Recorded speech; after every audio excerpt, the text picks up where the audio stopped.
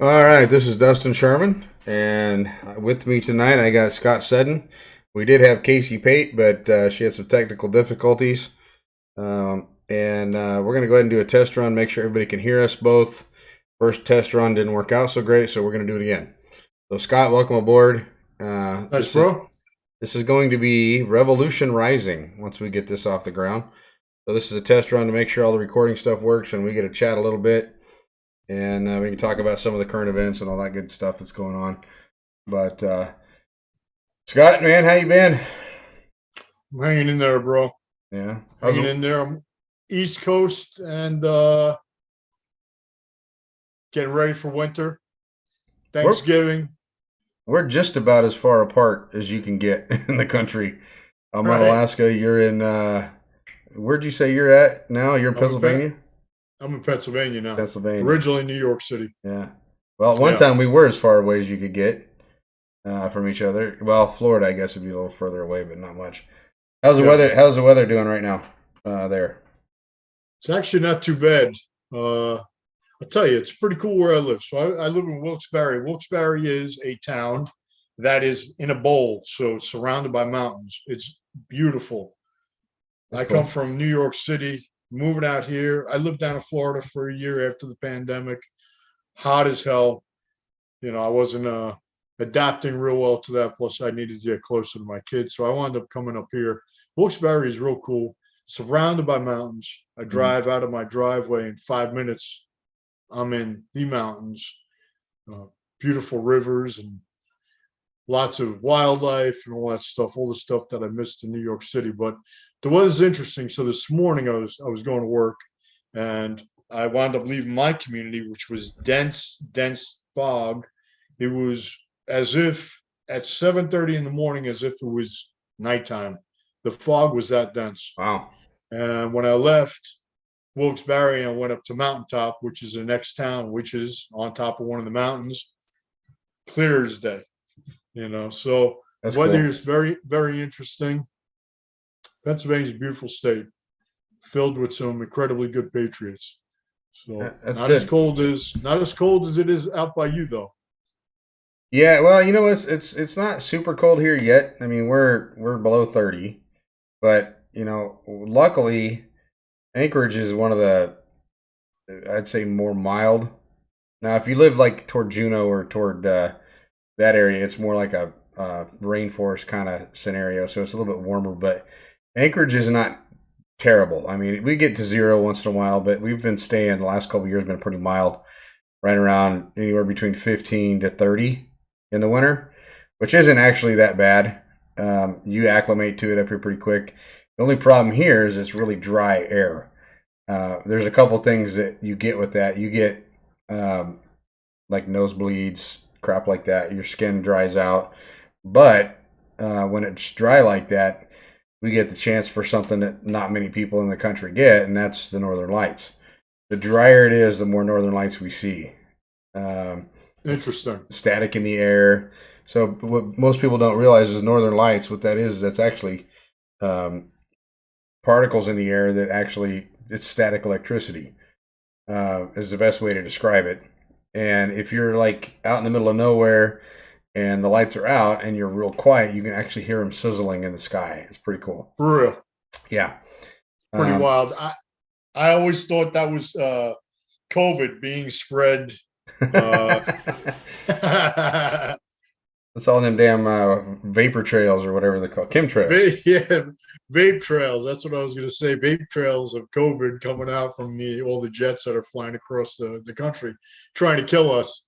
Which you know nowadays doesn't seem so shocking, does it? It's so surprising. You know, the funny thing is, man, is all these conspiracy theories they keep coming true. Yeah, they They're do. not conspiracy theories anymore; they're conspiracy fact. Yeah, And I there's so much crap going on now. I mean, I remember 2 3 years ago people talking about going down rabbit holes, and now it's like fuck the rabbit holes. They're like freaking caves, right? shit. I mean, Yeah, you open the door, and next thing you know, you're swallowed up by one of them. So, um, let's see here. yeah. They're chemtrails. I'm sorry, not Yeah, vape trails, chemtrails. chemtrails. And you know what's funny? Because back in the day, during the Vietnam War specifically, we used, uh, we purposely modified the weather. Yep. So it is something that they use. So it's not really far fetched. Well, It is actually true. think about and I've worked with a couple guys that have gone through this, but think about Agent Orange, right? That's Yep. chemicals that we dropped in Vietnam, Yep. and it wasn't originally designed to kill; it was designed to maim. And it's kind of the same thing with what was the fiery stuff that they used, napalm. Napalm. A lot of that wasn't necessarily designed to kill. It was designed to destroy infrastructure. It was designed to maim people more than kill them. And if you look at it like this, I mean, we're dying a slow death with all the crap and chemicals that are in our air. That's the one thing that kills me about our politicians right now pushing this climate change crap. Well, how many of those politicians jump in a $3 million jet and fly across the world to go to Davos and all these other places and waste the fuel and contribute to that global warming or whatever global crisis that they want to push out there? So we know we have an election coming up November the 8th. So what do you think? What is in your eye, if you could guess what's going to happen, what do you think is going to happen November 8th? Well, I should say this, not November 8th, because it's going to take a few days to count the votes. You got to remember that part's very important now. Let's say November 15th. We're gonna go out and we're gonna cast our votes and stuff. And do you see a red wave coming, or do you think that the Democrats are gonna pull another one over on us? Tell you what, it's going to be interesting, isn't it? At this point in time, I don't put anything past what the Democrats will do to hold on to power. If you look in,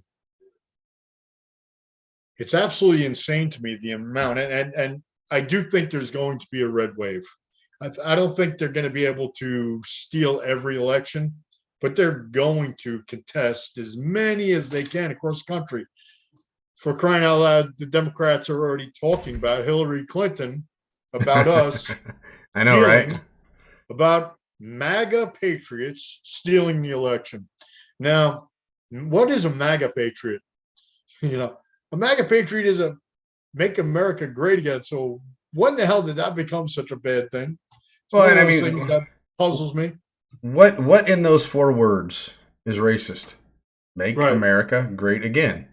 Yeah. It was great in the 80s when Reagan was in there. He made that was my president, man. I grew up Ronald Reagan was the guy that I looked up to. He was me too, man. one of the greatest human beings that I've ever witnessed speak in front of a microphone, speak in front of a crowd. He was a statesman, and we haven't had an actual statesman in quite some time now. I mean, you could say Bill Clinton tried. Obama. Oh, Obama was full of shit from the get-go, and I think everybody knew it. That's the thing, man. But he was one of those eloquent speakers that just mesmerized the left, mesmerized individuals on the right that were easily manipulated by, individuals that look good, that were appealing to the eye, and that could speak somewhat intelligently. Mm-hmm. Because the guy is intelligent, but he's evil, So you put those two together, and what do you have? They have another Adolf Hitler, for crying out loud. But he was a pretty darn good speaker, I thought.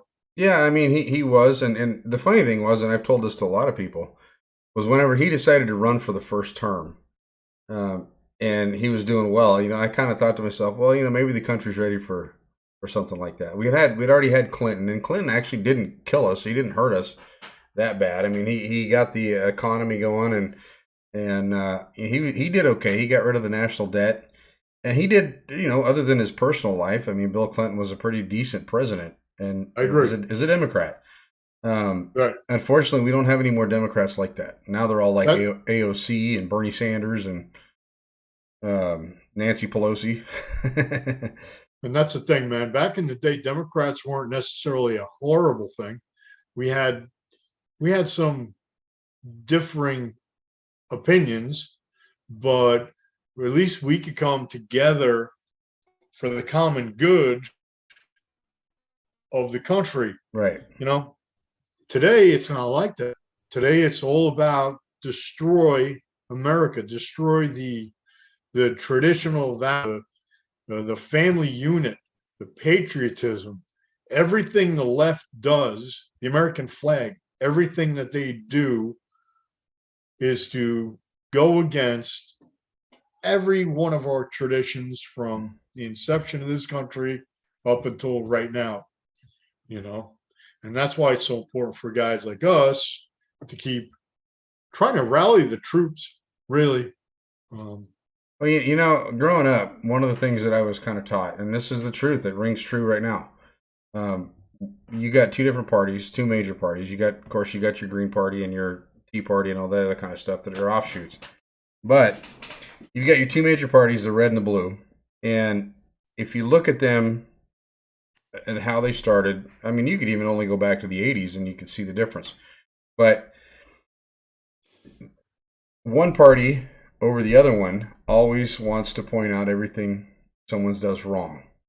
And that's the blue party, right? They're always like, well, we can make it better. Well, if it's not broke, don't freaking fix it. You know, like this build back better crap, right? That this administration's pushing. Well, you know what? I could build back better with Legos. I mean, seriously, that's how bad this is getting. Yeah, we're in a national crisis right now for diesel gas. Luckily, in Alaska, our mayor came out a couple of days ago and said that we don't have to worry about that so much up here because we have a pipeline that has diesel and we have a refinery here, so we can refine it as well. So we don't have to depend on the lower 48. But all my friends down south that are in the same, you know, age range as I am, that are now farming, that are now running their own ranches, things like that. You know, places that depend on semi trucks to deliver goods, they're screwed. I mean, they're literally down to like 18 days of diesel reserve, and that's, you think about everything that uses diesel. And with that being said, now think about all the diesel vehicles that we've had go over to Ukraine that are overseas that we're wasting diesel on those. And you know, the military's got their own little reserve of fuel and all that kind of crap, but imagine what that could do for the country if we absolutely needed it. But we're spending it over in Ukraine and South Korea, and I mean we're wasting it. You know, I can say we're wasting it. We're up there defending our country, but not by accident. no. You know, if it was by accident, I could see. Still, stupidity is stupidity, but the worst part of all of this is that it's all being done on purpose. That's why he's, you know, this administration has cut off the pipeline. You know, Well, you they know, want to cripple us. Really, is what they're trying to do. they did some damage to our pipeline, not like physical damage, but cut us back quite a bit up here, and it cost some jobs. As you know, and then of course COVID hit, and that didn't help either.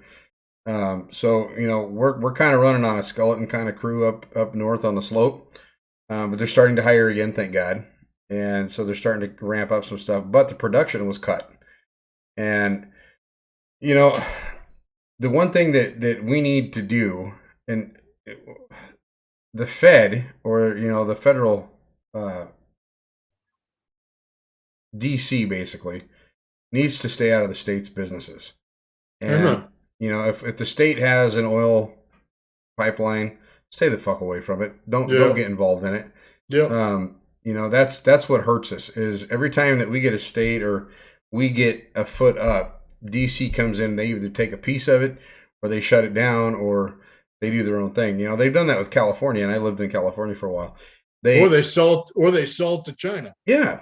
And you know, we're not making any money off that stuff. Look at all the crap we buy from China as it is. Yeah. You know, the only thing that they want is stuff that's infrastructure related, and they steal all of our patents and shit. So when we send stuff over there, they may buy like a chunk of it, but then they'll remanufacture all the crap themselves, so they don't need us. And they've got that kind of industry and stuff over there. That's also one of the reasons that if you're looking into the climate change crap, it's also one of the reasons China is one of the biggest polluters on the planet. We doing anything to them? No. Nope. But yeah, we definitely need a red wave. And you know, I said that the Democrats always concentrate on the things we do wrong instead of the things we do right. They're like the party of dismal, right? They're never happy with anything. They never can say, well, you know, we did this right, we did that right. It's always, well, we've always done this wrong. Let's do it another way. And conservatives, we conserve things. Whenever we find something that works and we know that it's fine, it may need a tweak here or there, but we generally don't tear it down to rebuild it. We usually make the tweak and make it work. That's, you know, me growing up as a mechanic, that was my job. If it doesn't work, you tweak it until it works, and then you leave it alone. Unfortunately, in the system that we're in right now, that's not the case. No, it's not. But getting back to your question about are we going to see a red wave, I do think to a certain extent we're going to see a red wave. I think to a large extent. The problem is with the American people at this point in time is this is a band-aid, because in 4 years after negative derogatory ads against white alpha men or feminine women or straight children that don't want to be involved with drag queen, you know, be educated by drag queens, like, you know, kids that want to be called straight, her, she, not shim. They're every single thing that is righteous to us. The left is going to beat down so much that there's zombies and the sheep that they're producing through these colleges all throughout the country that are funded by our federal government. Yep, you're We're correct. doomed because we're going to forget. We will forget in 4 years. Their army's getting stronger while our guys die off or become complacent. Because once again, we're going to start having money in our pocket. Jobs are going to be back. We're going to have family time. We're going to have vacations. And we'll forget. So what always happens. You know, our mayor up here, I'm pretty good friends with our mayor, and he made a good point the other night in an event we were in. You know, for us, every November 8th is, you know, or leading up to November 8th is a big date. The difference is it's not just November 8th, and it's not just the election time when we need to be busy. It needs to be the entire year. Right. You know, the day or two after election, yeah, you can relax a little bit. You can throw your hair back and do your thing. But, you know, for the rest of the year, you got to bust your ass to win anything. And the problem is, like in Alaska, is they've made it almost impossible to win anything because they've switched the type of election we have. And I'm going to go into that for the people that are not familiar with that. So they've come up with a thing called ranked choice voting. And what's it called? Rank choice voting. Rank, like your rank. Oh, rank, like a rank. Yeah. All right, gotcha. So what ranked choice voting is you have 4 candidates that are running for a position. There's a primary to start with, and they take the top 4 of the primary, and then whenever it comes to the general, you have to vote on those 4 people. Now, they have a ranking system to where you can rank, you know, one guy number 1, the next person number 2, 3, and 4. Now, you don't have to do the ranking system, but you want to at least vote for 2. And because if you don't, the first person won't have another shot after this first count. And it's really, really stupid how they've set this up. And it's cost us the last, so we had Don Young that died. And he's been a representative here in Alaska for like the last 50 years. That was old. He was the oldest living congressman in Congress, I believe, in D.C. And he died. He had a heart attack up here and died this last year. So we had to have a special election. We had 2 Republicans, which was Sarah Palin and Nick Begich. And we had basically one Democrat. The Democrat took second in the first vote and ended up winning it in the second vote. How the hell does that work, right? And what they're doing is they're like, well, we need to make sure that you wasted all your chances and all this other crap. Well, what ended up happening was the two Republicans ended up splitting the vote on the second part of it. So it was Sarah Palin was number one at like 42%. The Democrat was number two, I think, at 40 some percent, and then Nick Begich was like in the high 30s. Well, as soon as someone hits 50%, it's over. And so the whole thing is a race to 50%.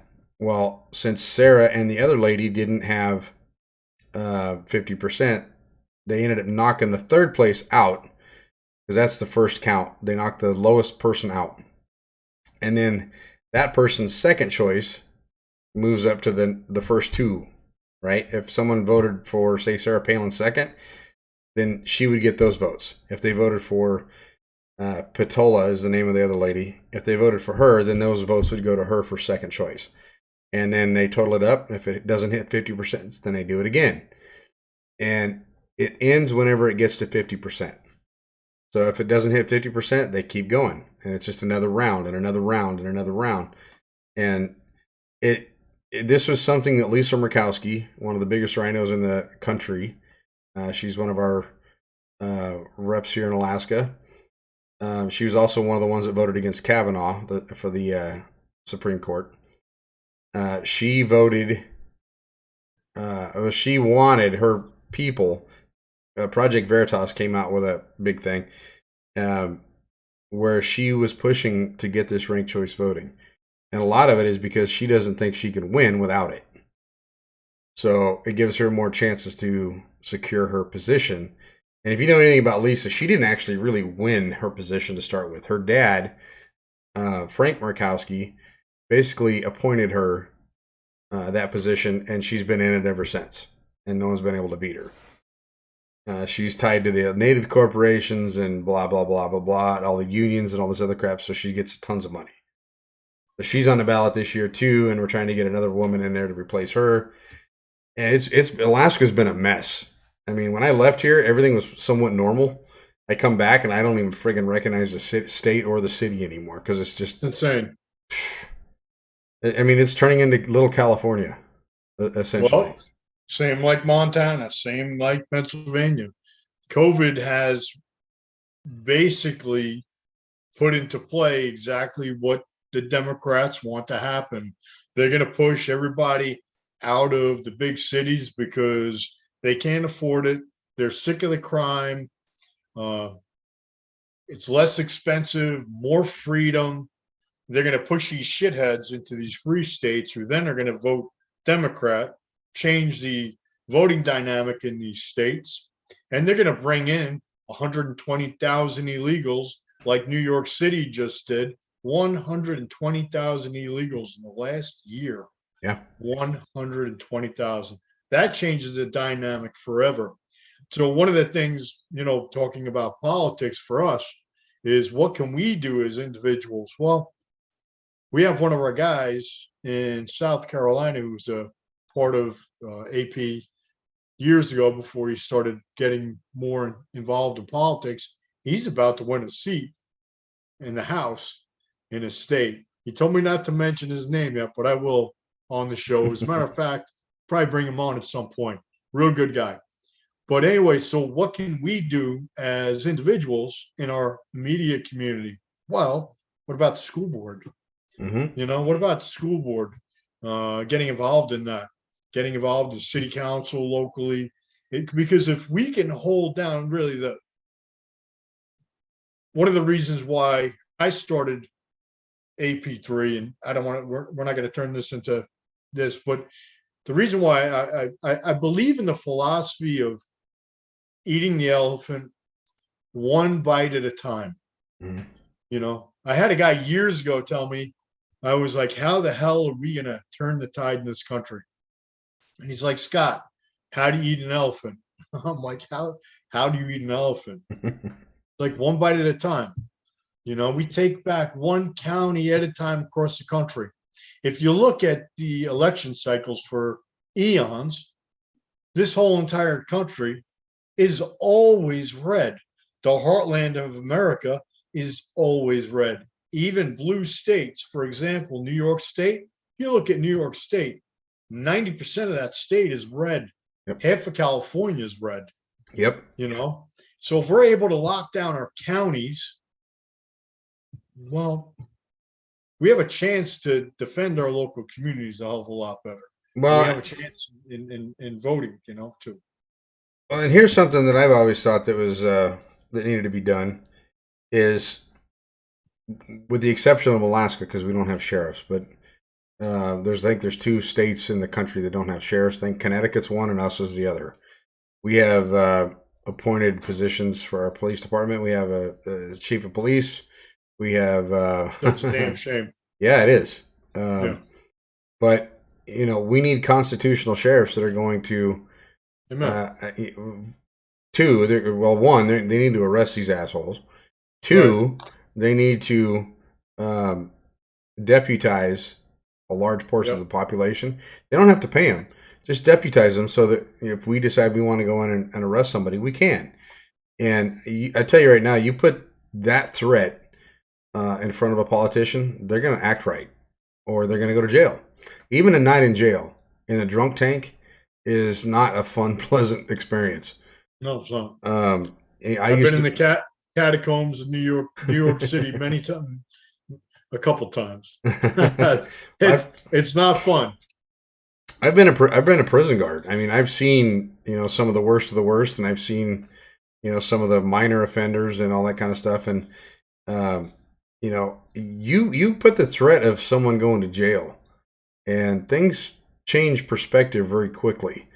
And it's like these school board members. I mean, if you would have thought 20 years ago, like say when we were in school, or 25 years ago, whatever, when we were in school, you never seen anything that was pornographic in our libraries ever. And not even in dictionaries or encyclopedias and stuff like that. You never see anything unless it was like a tribe of Indians or a tribe of someone from African Africa. women. Yeah, that was the only time you ever seen any kind of nudity. And then you snuck off into the bathroom with the National Machine graphic. Return with sticky pages. You put it back on the shelf, and you went to class. And it never came back out with me. Right. It went straight home under the mattress. But 20 years ago, you would have never thought that you'd see, drag queen story hour, or people that are giving them puberty blockers and the crap that we're seeing nowadays. I mean, it's that kind of stuff was illegal back in our day. I feel you. Yeah. I mean, and we have basically a pedophile in the office. Yeah. I mean, the sniffer.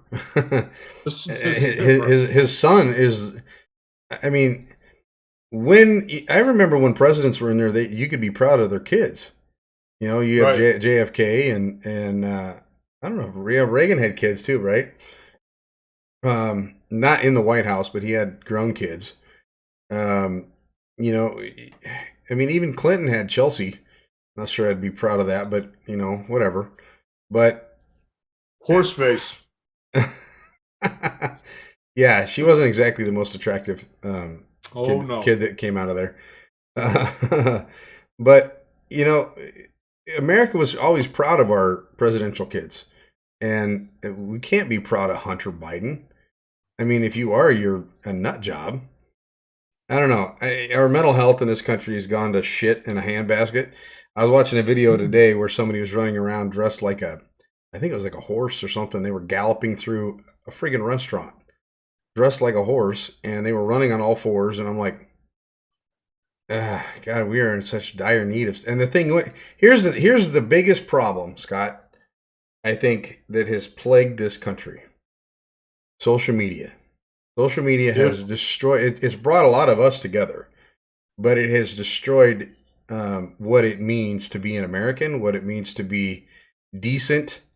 And I mean, think about all these kids that have done nothing in their lives, and they're millionaires, right? For making videos. And not saying that creativity is not a good thing, but look at those two. Look at the twins who did that one freaking music video. They are literally the most no talent people on the planet. What the hell's the name of that video? God, I cannot remember the name of it, but it was terrible. Oh man, you talking the about Island Boys? The Island Boys. Oh my God, dude, we need to dress up as the Island Boys for an episode. I don't have enough hair for that shit. Fucking wigs, dude! I just cut my hair. I feel like a preteen schoolboy. You got about as much as I do. You know, I mean, how much talent does it take to make it? Wasn't the song that made the money. It was utter stupidity. It was the ridiculousness of how they looked. Yeah. Yeah. And now they're broke, from what I've heard. Are they? Yeah, they're dead broke, and they deserve it. And there's other people, like if you go on TikTok, man, there's people making millions of dollars on there making videos, and and some of them are pretty decent videos, and I'm glad that they're doing well. But what happened to a hard day's work? Go out and work in a factory, or go out and work on a farm, or I mean, shit, dude, I was gutting animals and stuff by the time I was 13, 14 years old, maybe younger than that. Shoot. Learning how to hunt. Yeah, I was washing dishes in an Italian restaurant at 13 years old. My first job as a mechanic, I was 13. I was working on a bowling center at 13 years old. Crazy. And now you got 13-year-olds that are out there shaking their ass and they're making millions of dollars on TikTok. Right. It just doesn't make any sense. Yeah, well, one of the things is, social media is definitely a huge influence, but the lack of parenting, the lack of parental guidance at home nowadays, because everything's so damn expensive. Everybody needs to be top of the Joneses list. Everybody's shooting for the stars. They got to have this, they got to have that. So in order to pay for that, both mom and dad got to go to work, because they also need to be in the best indoctrination centers in the country when they graduate high school.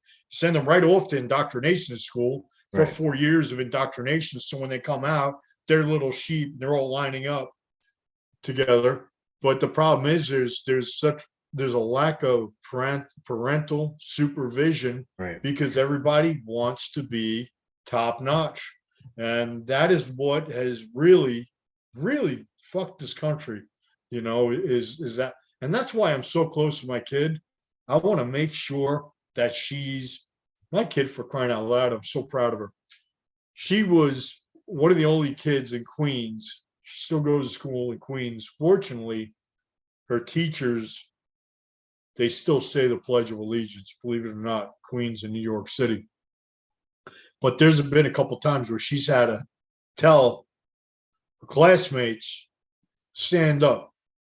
You're being disrespectful, and they got up. But parenting, lack of parenting, lack of supervision, social media. That's the kid's babysitter nowadays. Social media and video games. Yep.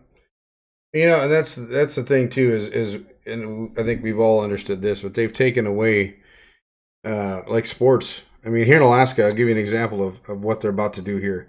And you mentioned this earlier about the school board. So this year, the school board here in Alaska has a $68 million deficit. $68 million. How the fuck do you end up $68 million in the hole? And you're in a small city. I mean, we have a population of less than 300,000 people. That's a lot of condoms to pass out. It's a lot of something. That's a lot of fucking something. So now that, since we have a $68 million debt, that they have to figure out what the hell to do with, they're talking about budget cuts. They're talking about cutting sports. They're talking about cutting band. They're talking about cutting. They want to shut down, I think it's 6 schools, and here's the thing, they're all outlying schools, right?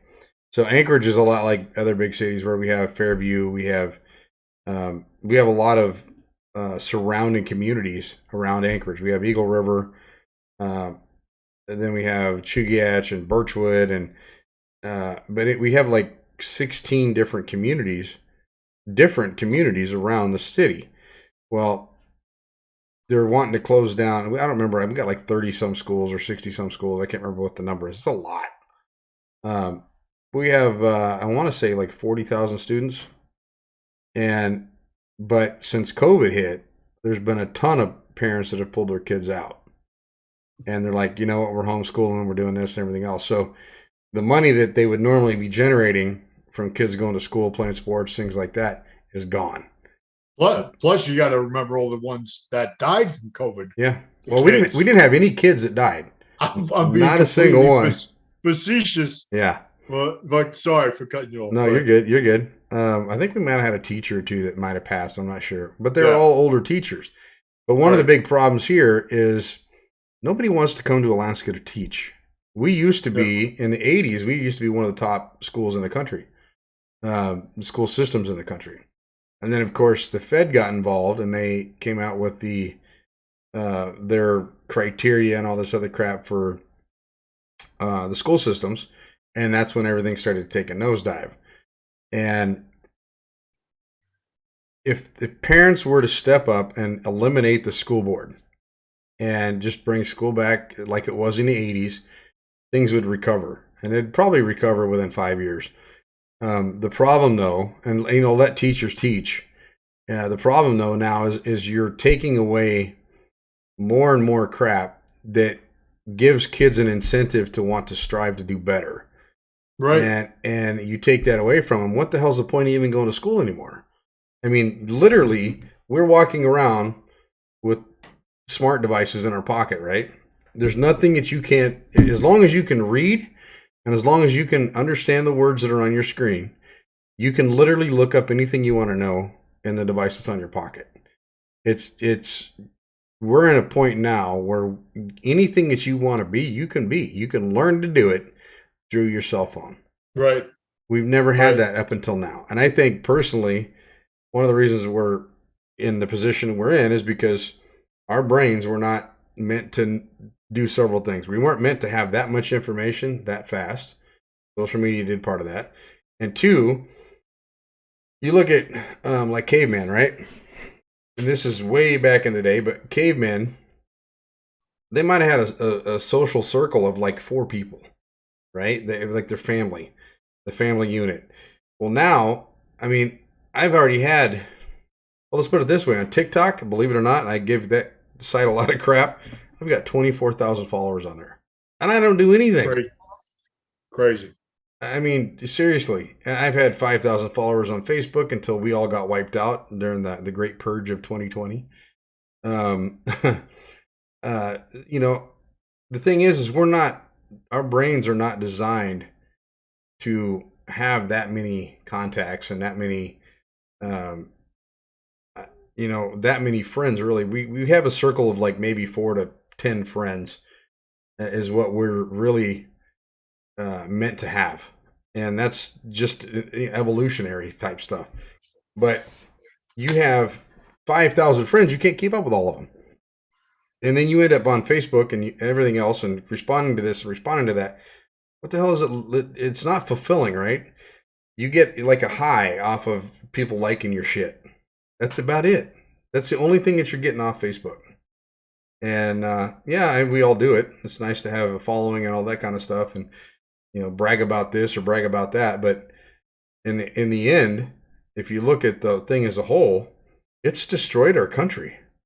It's created division between different ethnic groups, or between whites and blacks and Hispanics and Chinese and or Asian and whatever. It's like having gangs. Kowalski. Yeah, I mean, if I say something bad about you, and somebody's kind of in between us, and they say, "Well, he said this," and then and then it goes on Facebook, and next thing you know, it's blown up, and it's 100 posts, and the fact is that me and you haven't ever sat down and talked doesn't mean shit to the people that are arguing about it. We've forgotten how to communicate. Yeah, we have. We don't have enough of this. And I try and do this when we go to the assembly meetings here. We have a 12-member assembly. 3 people are conservative. The other 9 are super nut job left hand. Left out in left field. But that doesn't stop me from trying to at least communicate with the people that go in there. There's a couple people that I respect, and I see them at the assembly all the time. We know each other by first name, and if somebody goes up there and has a good point, I'll say, "Hey, yeah, that was a good point," and they will do the same for me if I come up with something good. But politically, we don't stand in the same places, but we also understand that we don't need social media to denigrate one another for anything other than our own satisfaction. So, you got anything else you want to add? We've got a few people that are watching. We got 5 people on right now on Facebook. I can't tell what's on YouTube or Twitter yet, but and I needed to go on there and delete the other video we did. So, you got anything else you want to add before we close it up? Not really, but I want to ask you a question. I could ask you later, but I'll ask you now, so it don't matter. It's our first one. Yeah. Could you hear me when I was trying to share this on my Facebook? Because I had this screen open and then my Facebook screen with your link to this. I don't think I ever heard you cut out. So I've heard You you pretty did? much the whole Okay, all time. right, good. So I know for the future.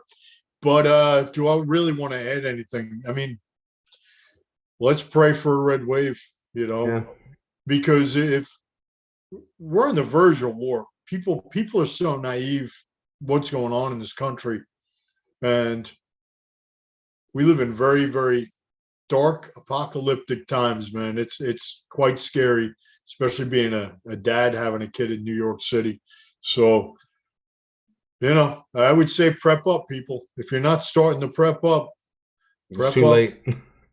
Well, it is, but you could always add to what you have, your preps, because remember, you may have family that may rely on you, come to your house because you're prepped for your family. So start prepping for them. Prep for the people that you really love, because money soon may not mean a whole hell of a lot. And that's just my opinion right there. And with that, it's all you, bro. All right, man. Well, we're going to go ahead and sign off. Again, keep an eye out for the podcast, Revolution Rising. And we'll be on here doing live videos like this, and we'll probably start taking on some guests and things like that now that we've got some of the stuff worked out. So we'll be reaching out and see if we can't get some people on. And I think it's good that we have, we're clear across the country from one another, and it's late Scott's time. So it's good that we have some discourse and stuff back and forth, and we need that across the country. So with that said, I'm Dustin Sherman. This is Scott Seddon.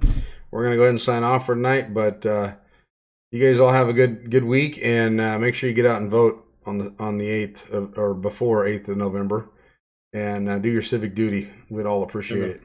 Amen. Good night, all.